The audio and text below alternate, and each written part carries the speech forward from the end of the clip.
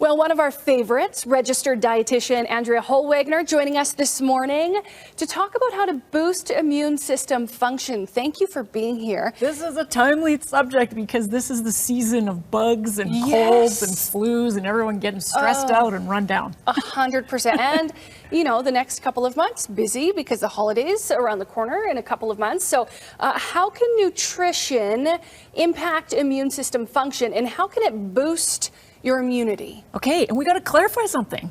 We don't necessarily want to boost our immune system. What we want to do is optimize it.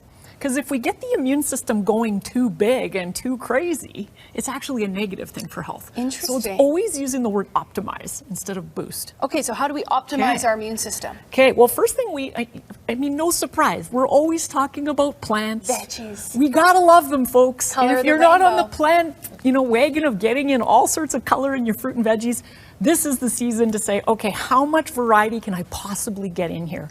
Super important to give us all of the vitamin C, vitamin A, antioxidants, phytonutrients found naturally in these components. We cannot get these in a supplement, folks. You have to eat the real thing. So what should we be reaching for, especially this time of year?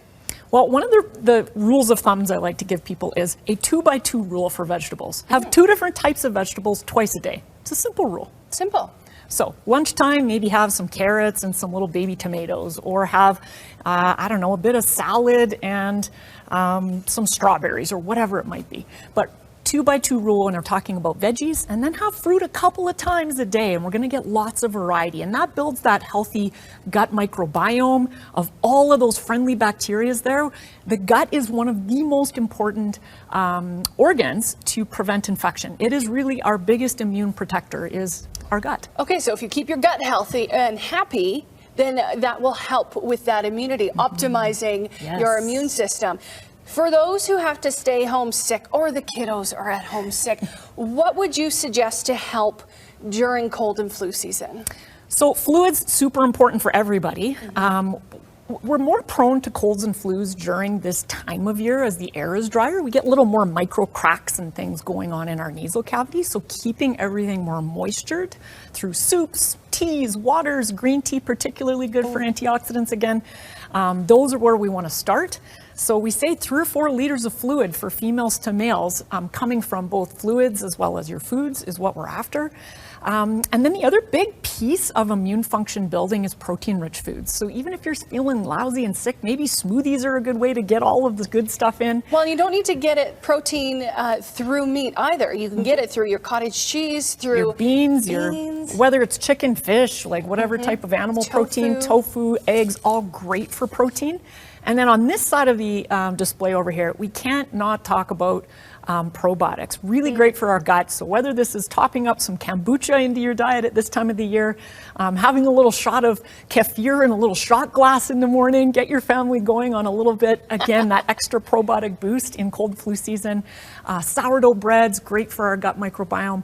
Really building that, again, that friendly bacteria. Very, very important. Interesting. Okay, so what are some dietary strategies to follow?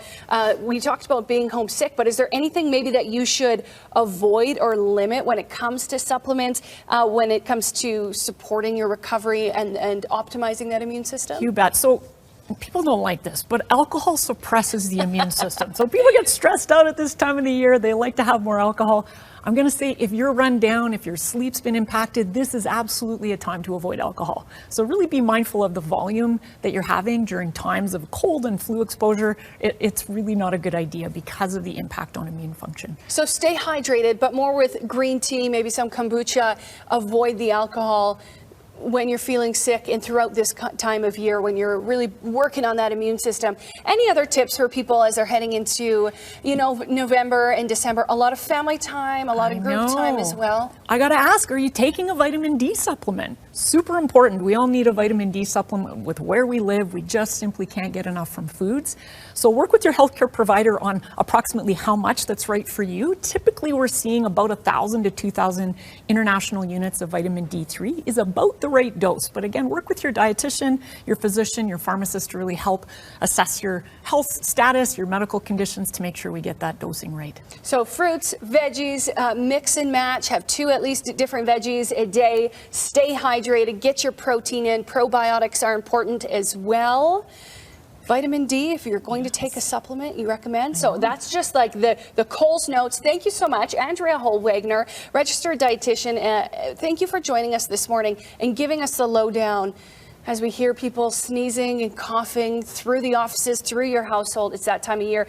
For more information, you can check out healthstandnutrition.com. You also have so many great recipes up on your website. So try and get people to love all of the fruits and veggies. That's where you got to go. We teach people how to make them tasty. Thank you so much.